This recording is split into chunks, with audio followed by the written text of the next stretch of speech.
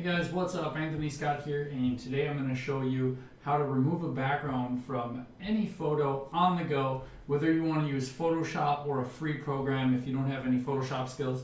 So don't worry about it, let's get right into it. Alright, so you can do this from mobile or you can do this from desktop. Go to remove.bg and you want to drag your file right here. So this is going to remove the background.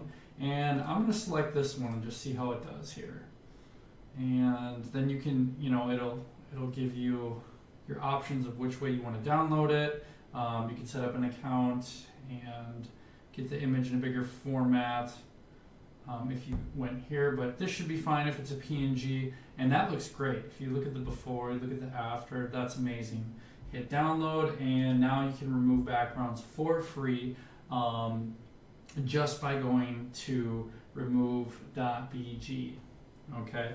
Now the other option, guys, is Photoshop. Here's the other option here. So now I have my same photo opened up. I am going to use Photoshop's AI for subject. I'm going to go to select and subject, right?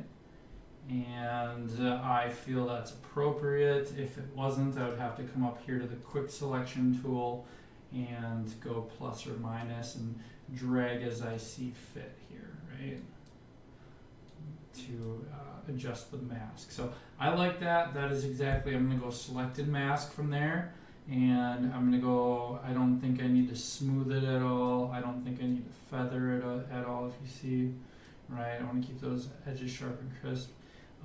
Also, I don't need to use smart radius to kind of,